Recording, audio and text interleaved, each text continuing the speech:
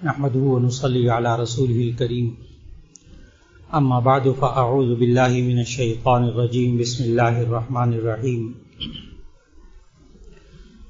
قل اعوذ برب الفلق من شر ما خلق ومن شر غاسق اذا وقب ومن شر النفاثات في العقد ومن شر حاسد اذا حسد صدق اللہ العظیم۔ اللہ رب العزت نے انسان کے اندر بہت سے جذبات رکھے ہیں۔ یہ انسان ان جذبات کو اللہ اور اس کے رسول صلی اللہ علیہ وسلم کے حکم کے مطابق پورا کرتا ہے، وہی جذبے نیکی بن جاتے ہیں، اچھائی شمار ہوتے ہیں، وہی جذبے انسان کے لیے سکون کا ذریعہ بنتے ہیں، اور وہی جذبات ہوتے ہیں لیکن انسان اس کو اپنی مرضی سے استعمال کرتا ہے، اللہ اور اس کے رسول صلی اللہ علیہ وسلم کے حکم کی خلاف ورزی کر کے استعمال کرتا ہے۔ وہی جذبات ہوتے ہیں، وہی انسان کے لیے گناہ بن جاتے ہیں، بے سکونی کا سبب بنتے ہیں۔ اور ان جذبات میں سے ایک انسان کا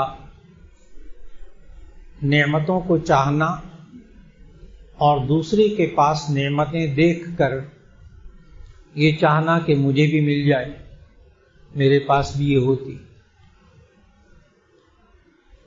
انسان کا نعمتوں کو چاہنا یہ کوئی بری بات نہیں، اور نعمتوں کو حاصل کرنے کے لیے محنت کرنا، کوشش کرنا یہ بھی بری بات نہیں۔ بس یہ کہ حلال طریقے سے ان نعمتوں کو حاصل کرنے کی کوشش کرے، حلال کمائی سے ان نعمتوں کو حاصل کرنے کی کوشش کرتا رہے، کوئی گناہ کی بات نہیں۔ لیکن جب انسان دوسروں کے پاس نعمتیں دیکھ کر جلتا ہے اور کڑتا ہے اور یہ سوچتا ہے کہ اس کے پاس یہ نعمت کیوں آئی، اس کے پاس نہیں ہونی چاہیے، اس سے چھن جانی چاہیے، وہیں سے یہ انسان گناہ کے راستے پر چل پڑتا ہے اور پھر بہت سی حرکتیں بھی کرتا ہے۔ ان حرکتوں کے نتیجے میں یہ انسان خود بھی بے سکون ہوتا ہے اور اپنے دائیں بائیں کے لوگوں کو بھی بے سکون کرتا ہے۔ فلاں انسان اس کی ترقی کیوں ہو گئی، فلاں انسان کے ہمارا معاشرہ فلاں انسان کے بچے کیوں قابل ہو گئے، وہ اتنے اچھے کیوں پڑھ لکھ گئے،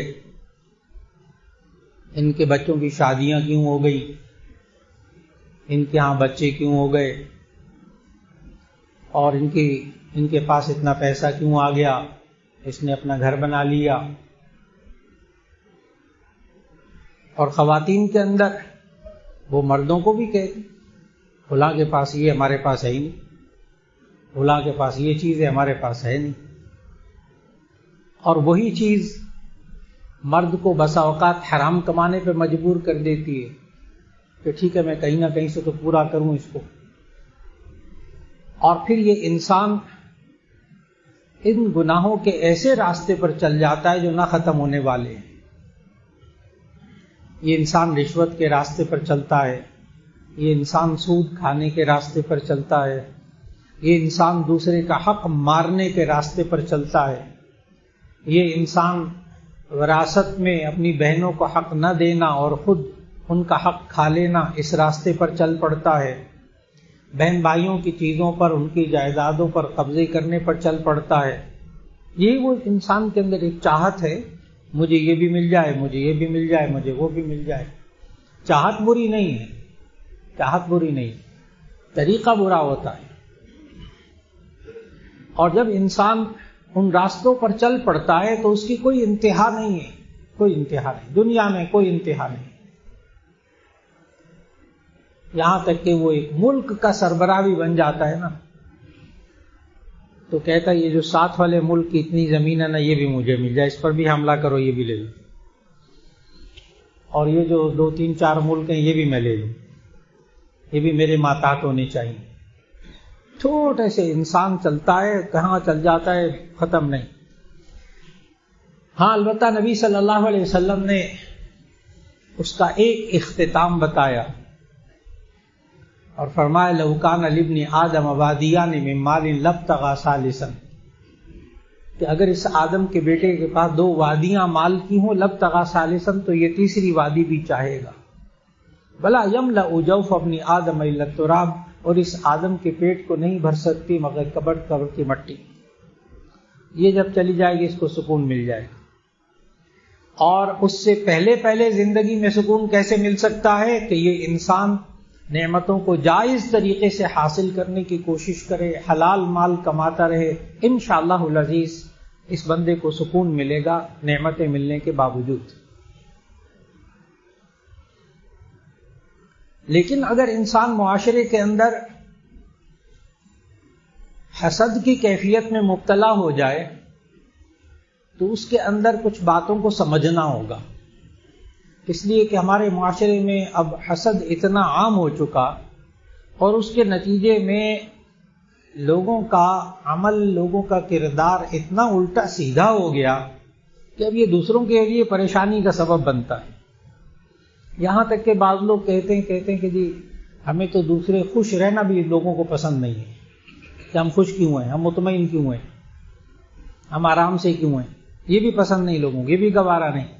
اس کے نتیجے میں وہ حرکتیں کرتے ہیں۔ دفتروں کے اندر، اداروں کے اندر ایک بندے کی عزت ہونے لگتی ہے، جو افسران بالا ہوتے ہیں وہ اس کو ذرا سا بہتر سمجھنا، اچھا سمجھنا شروع کر دیتے ہیں، دوسرے سارے کوشش کرتے ہیں اس کی ٹانگ کھینچو، اس کو نیچے کرو، آج کل یہ اوپر جا رہا ہے، یہ کیوں زیادہ عزت والا ہو گیا۔ یہ ہمارے یہاں اداروں کے اندر اور دفتروں کے اندر، کاروباری اداروں کے اندر جو لیگ پولنگ کا سلسلہ ہے، ٹانگ کھینچنے کا، اس کے پیچھے حسد ہے، اور یہ انسان کو سکون سے نہیں رہنے دیتا، وہ ٹانگ کھینچنے والا بھی سکون سے نہیں رہتا۔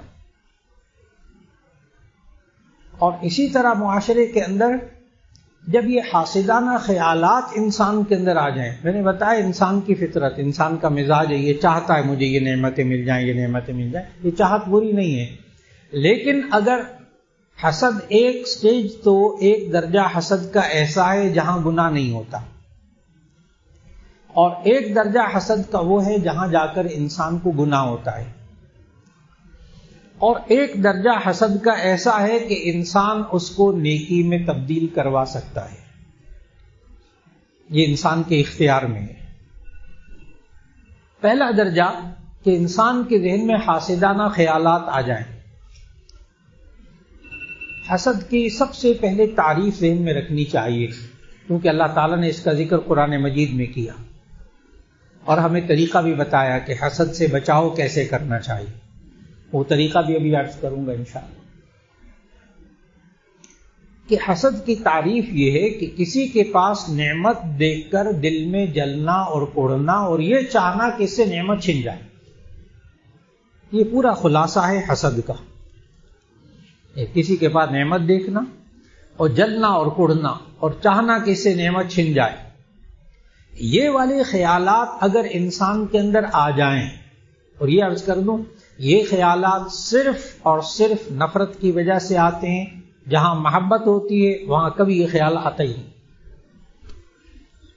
اگر سچی محبت ہو یہ خیال آتا ہی نہیں۔ جیسے مثال عرض کروں گا، جیسے ایک ماں کا بیٹا، ایک باپ کا بیٹا ایک ایوارڈ جیت کر آئے، انعام جیت کر آئے، اس کو بڑا انعام ملا، ٹرافی ملی، ماں کو آ کے دکھاتا ہے، باپ کو آ کے دکھاتا ہے، کبھی ماں باپ کے دل میں یہ بات پیدا نہیں ہوتی کیوں ملا اس کو، چھن جائے سے ختم ہو جائے، کیوں؟ وہاں محبت ہوتی ہے۔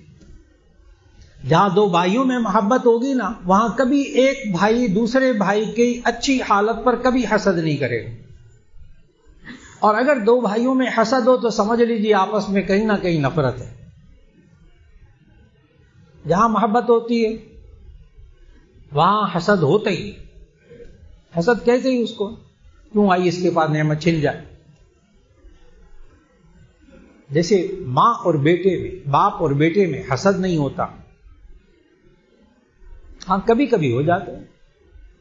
جیسے باپ جو ہے اس کی بھی ایک فیکٹری تھی، اس کا بھی ایک کاروبار تھا، پھر بچے نے آگے کاروبار کیا، بچہ بہت آگے بڑھ گیا، اور باپ اور بیٹے میں پرانی لڑائیاں تھیں، لیکن بیٹا بہت آگے بڑھ گیا. اس وقت بسا اوقات باپ اور بیٹے میں بھی حسد پیدا ہو جاتا ہے. ہمارا معاشرہ سگے باپ بیٹے میں حسد پیدا ہو جاتا ہے جب نفرت ہوتی، اور جب محبت ہوتی ہے پھر حسد نہیں ہوتا. اس لیے کسی دوست سے اگر یہ آزمانا ہو کہ یہ کتنا سچا دوست ہے، تو اس کی نشانی یہ ہے کہ دیکھنا چاہیے جب دکھ پہنچے تو یہ غمگین ہوتا ہے، خوشی پہنچے تو یہ خوش ہوتا ہے، تو یہ سچا دوست ہے. اور اگر دکھ پہنچے، نقصان ہو جائے اور وہ خوش ہوتا پھرے، سمجھ لیں کہ حسد اس کے اندر کوٹ کوٹ کے بھرا ہے، دوست نہیں ہے. یہ کہیں نہ کہیں اس انسان کو تنگ کرے گا. یہ بندہ جو کسی کی غمی پر، کسی کے دکھ پر خوش ہو رہا ہے، وہ کبھی سچا دوست نہیں ہو سکتا، کیونکہ محبت نہیں ہے آپس میں. اور جہاں میاں بیوی میں محبت ہوتی ہے، وہاں بیوی کو اگر نعمت ملے، شوہر بہت خوش ہوتا ہے، اور شوہر کو نعمت ملے، اس کی ترقی ہو جائے، بیوی بہت خوش ہوتی ہے. ہاں آپ کی بڑی ترقی ہوگی، اگلا گریڈ مل گیا، بہت خوش ہوتی ہے. جب حسد نہ ہو، نفرت نہ ہو. تو اگر حسد کے صرف خیالات آئیں نا ذہن میں، تو اس پر پکڑ نہیں ہے، اس پر گناہ نہیں ہے. یہ بہت لوگ سوال کرتے ہیں کہ جی ہمارے ذہن میں حاسدانہ خیالات بہت آتے ہیں، کیا کریں؟ کچھ نہ کریں، بس فکر نہ کریں، گناہ نہیں ہے، اللہ پکڑ نہیں کرے گا، اللہ پکڑ نہیں کرے گا. کیونکہ انسان کے ذہن میں خود بخود خیالات آ جائیں، انسان ان کو روک نہیں سکتا، بے بس ہے. اور جہاں انسان بے بس ہے، وہاں آیت پڑھ لیجئے سورۃ البقرہ کے آخری رکوع کی ایک آیت، لا یکلف اللہ نفسا الا وسعها. اللہ تعالیٰ بندے کو اس کی طاقت کے مطابق پابند کرتا ہے. جہاں بندہ بے بس ہو جائے وہاں اللہ پکڑ نہیں کرتا. لہذا خیالات آ جائیں جتنے مرضی آ جائیں، گناہ نہیں. لیکن اگر انسان ان حاسدانہ خیالات کو اگر زبان سے نکالے گا، اپنے عمل سے ظاہر کرے گا، ان حاسدانہ خیالات کو اب پکڑ ہوگی، کیونکہ یہ حاسدانہ خیالات زبان سے نکالنے یا نہ نکالنے کا اس کو اختیار تھا. کسی انسان کے پاس اچھی گاڑی دیکھ لی، کسی نے اچھا گھر بنا لی، حاسدانہ خیالات پیدا ہو گئے. ایک دوست نے عرض کیا، کہا کہ جی وہ فلاں نے دیکھو بڑا شاندار گھر بنایا. آگے سے یہ بیچارہ حاسدانہ خیالات میں یہ منہ سے نکالتا ہے، ہاں کوئی لمبا ہاتھ مارا ہوگا. اب بس اس کا یہ جملہ نکالنا تھا منہ سے، یہ اب گناہ میں مبتلا ہو گیا، یہ اب گناہ میں مبتلا ہو گیا. جب تک وہ خیالات ذہن میں تھے اس وقت تک گناہ نہیں ہے، اور جب وہ زبان سے نکالے گا تو گناہ ہوگا. یا کسی کی ترقی دیکھ کر دوسرے افسروں کو دائیں بائیں شکایتیں لگانا اس کی، تاکہ یہ تھوڑا سا نیچے ہو جائے اور یہ تھوڑا سا جو اونچا جا رہا ہے کم ہو جائے، اس کی جو عزت بنی ہوئی ہے دفتر میں کاروبار میں یہ ذرا کم ہو جائے. ایسی حرکتیں کرنا، اس سے گناہ ہوگا، اس سے گناہ ہوگا. اس لیے کہ اب یہ حاسدانہ خیالات عملی طور پر ظاہر کر رہا ہے. اور دور جدید کا یہ واٹس ایپ، موبائل، جب تک حاسدانہ خیالات ذہن میں ہیں کچھ نہیں، لیکن اگر کسی کو واٹس ایپ کر دیے، وائس میسج کر دیا، ٹیکسٹ میسج کر دیا، وہ خیالات منتقل کیے کسی کو، بس وہ انسان اب گناہ گار ہوگا. کیونکہ یہ کرنا نہ کرنا تو اس کے اختیار میں تھا نا. اور یہ حسد ایک ایسی بیماری ہے کہ جس سے انسان دوسرے انسان کی جان کا درپے ہو جاتا ہے. تو بندے کو ختم کرو، یہاں تک. اور آج کاروباری اداروں میں بہت سے لوگ دکان بیچارے صبح کھولتے ہیں، جب وہ دکان کھولتے ہیں تو دکان کے سامنے کبھی ماش کی دال گری بھی ہوتی ہے، کبھی کوئی دلی، کبھی جاتا ہے صبح صبح تو وہ ایک کالے بکرے کی سیری پڑی ہوتی ہے دکان کے باہر. کوئی بندہ نیا گھر بناتا ہے تو وہ بڑے کہتے ہیں مولا پتہ نہیں کیا ہے، صبح اٹھے تو وہ سین میں کالی ہانڈی پڑی ہوئی تھی اور اس کے ساتھ خون لگا ہوا تھا اور فلاں. اور سفلی عملیات، یہ سفلی عملیات جتنے کرتے ہیں نا، ان سب کی دکان چمکی ہوئی ہے حسد کی وجہ سے. حاسدانہ خیالات کی وجہ سے. میری دکان پہ کوئی گاہک نہیں آتا، اس کی کیوں آتا ہے، میں تعویذ کروں گا، کچھ کروں گا، اس کا بند کرو تاکہ میرے پاس آئیں یا نہ، اس کے پاس تو نہ آئے جائیں گاہک، اس کا مال تو نہ بکے. اب یہ سارا حسد ہے ہمارے معاشرے کو. میں نے عرض کیا کہ یہ انسان کی جان کے در پہ ہو جاتے ہیں ایسے لوگ جو حسد میں جاتے جاتے جاتے اتنے اندھے ہو جاتے ہیں بیچارے، آگے کیا ہوگا کچھ نہیں سوچتے، بالکل نہیں سوچتے. نبی کریم صلی اللہ علیہ وسلم پر جو لبید ابن عاصم کی بیٹیوں کے ذریعے جو جادو کروایا گیا تھا نا، جس کا ذکر سورۃ الفلق اور سورۃ الناس کی شان نزول میں مفسرین نے لکھا تفاسیر کے اندر، اس میں یہی لکھا کہ اس نے جادو کر کے نبی صلی اللہ علیہ وسلم کے بال مبارک لیے، ان کو دھاگے میں لپیٹا، اس کے 11 گرہیں لگائیں اور 11 گرہیں لگا کے اس کو کنگھی کے اوپر لپیٹا اور ایک کنویں کی منڈیر کے نیچے رکھ دی. غلط بات ہے کہ بخاری شریف کی حدیث ہے کہ نبی صلی اللہ علیہ وسلم اس وقت بیمار تھے، بہت تکلیف میں تھے، تو لیٹے ہوئے تھے. تو بخاری شریف کی حدیث ہے کہ اللہ تعالیٰ نے ایک فرشتے کو بھیجا انسانی صورت میں، وہ آپ کے پاؤں کی طرف کھڑا ہو گیا، اور ایک فرشتے کو بھیجا تو آپ کے سرہانے کھڑا ہو گیا. اور بخاری شریف کی بہت مستند حدیث ہے یہ والی. اور وہ دونوں آپس میں باتیں کرنے لگے کہ ان صاحب کو کیا ہو گیا.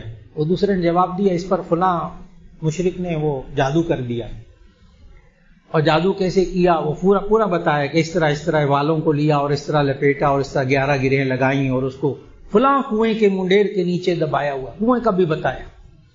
نبی صلی اللہ علیہ وسلم نے سب باتیں سن لی، وہ آپس میں کرتے رہے. اللہ نے دیکھے کیسے آگاہی کی.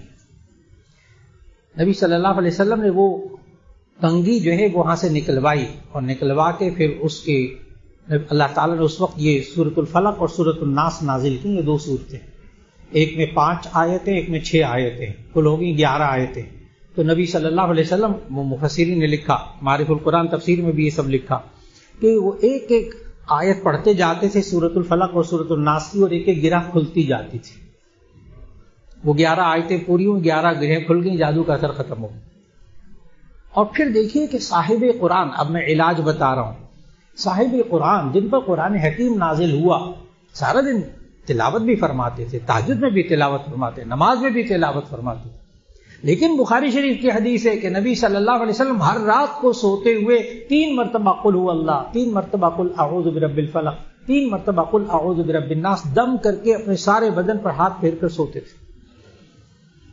بس اتنی سی بات ہے کہ نبی صلی اللہ علیہ وسلم کو ضرورت تھی، ہمیں ضرورت نہیں ہے. ہم کیوں غافل ہو گئے؟ اپنے بیوی بچوں کی طرف سے، اپنی طرف سے.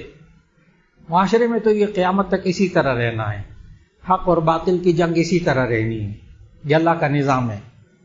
لیکن ہم اپنا بچاؤ کیسا کریں، علاج کیسے کریں؟ اللہ نے ہمیں قرآن حکیم میں اس کا علاج بتایا.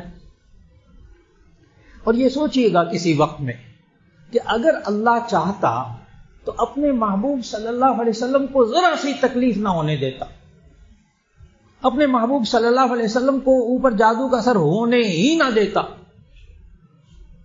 لیکن امت کو کیسے پتا چلتا کہ اگر یہ ہو جائے تو کیا کرنا ہے؟ امت کو سمجھانا تھا کہ اللہ کے محبوب ترین بندے پر آزمائشیں آئیں، صلی اللہ علیہ وسلم ان پر آزمائشیں آئیں، انہوں نے اپنا کردار کیا رکھا، عمل کیا رکھا، ہمیں بھی وہی رکھنا ہے. اگر اللہ تعالیٰ نبی صلی اللہ علیہ وسلم کا نہ کوئی بچہ فوت ہوتا، نہ کبھی ان کو بخار ہوتا، نہ دانت مبارک شہید ہوتے، نہ طائف کے میدان میں کبھی ان کو پتھر پڑے ہوتے، نہ جوتے مبارک خون دہان ہوتے، وہ ایسی ہستی نبی صلی اللہ علیہ وسلم کو بنا کر اللہ تعالیٰ پیش کر دیتا تو امت کو سبق کیسے ملتا کہ ان حالات، کون سے حالات میں کیا کرنا چاہیے. اور وہ سارا اس مشرک نے جادو کیا صرف حسد کی وجہ سے کہ یہ ان کے بات ماننے والے لوگ اتنے کیوں ہو گئے، اتنے کیوں ان پر ایمان لاتے. ختم کرو. خیبر کے اندر ایک یہودی خاتون نے، زینب اس کا نام تھا، تو اس نے خاتون نے پتہ چلا کہ نبی صلی اللہ علیہ وسلم کو دستی کا گوشت بہت پسند ہے، بکری کے دستی، تو وہ بھون کر لے کر آئی اور اس میں زہر ملا کر لے کر آئی. بہت مستند حدیث. نبی صلی اللہ علیہ وسلم کو جب پیش کیا گیا تو اللہ تعالیٰ نے بذریعہ وحی بتایا. اس عورت کو پکڑ بھی لیا گیا، اس سے پوچھا بھی گیا کبھی نبی صلی اللہ علیہ وسلم تجھے تکلیف پہنچائی ہے، کوئی دکھ پہنچایا ہے، کچھ کہا ہے؟ کہنے کہ نہیں. کہنے کہ پھر یہ کیوں کیا ہے؟ اس کے جواب کا خلاصہ بیچ میں یہی تھا اندر کہ جی میں دیکھتی تھی اتنے سارے لوگ ان کے پیروکار ہیں، کیوں پیروکار ہیں، ان کو زہر دے دو ختم. یعنی کہ حسد ایک ایسی بیماری ہے کہ جس سے انسان اگلے کی جان کا در پہ ہو جاتا ہے، اندھا ہو جاتا ہے کہ آگے کیا ہوگا، اس کو کچھ سمجھ نہیں آتا آگے کیا کرنا ہے. اس لیے آج وقت کی بہت بڑی ضرورت ہے کہ انسان اپنا دفاع بھی کرے، اور حاسدانہ خیالات ذہن میں آ جائیں تو اس پر استغفار کرتا رہے، توبہ استغفار کرتا رہے، اور پھر اگلا مرحلہ زبان سے اور عمل سے اس حاسدانہ خیالات کو کبھی ظاہر نہ کرے. اور تیسرا درجہ ایسا ہے حسد کا جس میں انسان نیکی کما سکتا ہے. اب اس بات کو بڑی توجہ سے سمجھنا ہوگا کہ ایک انسان کے اندر، میں نے عرض کیا کہ خیالات تو آتے ہی ہیں، بے تحاشا خیالات آتے ہیں. اس کے پاس یہ کیوں مل گیا، اس کے پاس یہ کیوں مل گیا، اس کے پاس یہ کیوں آ گیا، وہ ترقی کیوں کر گیا، اس کا کام کیوں چل رہا، اس کا کاروبار کیوں چل رہا، اس کے بچوں کی شادیاں کیوں ہو گئیں، اس کے اولاد کیوں ہو گئی، اس کے بچے اتنے اچھے کیوں ہیں، یہ خوش کیوں رہتے ہیں. خیالات آتے ہیں، لیکن یہ خیالات کو انسان حاسدانہ خیالات کو نیکی میں کیسے تبدیل کر سکتا ہے، اس کے لیے ہمیں دین میں ایک لفظ سمجھایا گیا، اور وہ ہے غبطہ، غین با طا. غبطہ حسد ناجائز اور غبطہ جائز. غبطہ کو ہم اردو میں ترجمہ کرتے ہیں رشک، ریشین کاف، اردو میں ترجمہ رشک. رشک کہتے ہیں کسی کے پاس نعمت دیکھ کر یہ چاہنا کہ مجھے بھی مل جائے. تو انسان کسی کے پاس نعمت دیکھے، دل میں حاسدانہ خیالات پیدا ہوں، بس اللہ سے دعا کرنا شروع کر دے، اے اللہ مجھے بھی یہ عطا فرما، اے اللہ اس کے بچے اتنے اچھے ہو گئے، میرے بھی بچوں کو اچھا نیک بنا دے، اے اللہ اس کی بچوں کی ساروں کی شادیاں ہوں گی، اللہ میری بھی بچوں کی شادیاں کر دے، اے اللہ اس کی اتنی ترقی ہوگی، اتنا کما رہا ہے، اتنا کچھ اس کے پاس آ گیا، اللہ مجھے بھی دے دے. ہے وہی خیالات، لیکن اب ان خیالات کو ذہن میں رکھ کر یہ اللہ سے مانگنا شروع کر دے تو ایسی صورت میں وہی اس کے لیے نیکیاں بن جائیں گی، وہی اس کے لیے راحت کا سبب بن جائیں گے. اور اللہ تعالیٰ نے قرآن مجید کے اندر جو سورۃ الفلق شروع میں تلاوت کی، اس میں دیکھیے گا کہ اللہ نے حسد کی کیا برائی بیان کی کہ قل اعوذ برب الفلق من شر ما خلق ومن شر غاسق اذا وقب. آپ کہہ دیجئے کہ میں صبح کے رب کی پناہ مانگتا ہوں،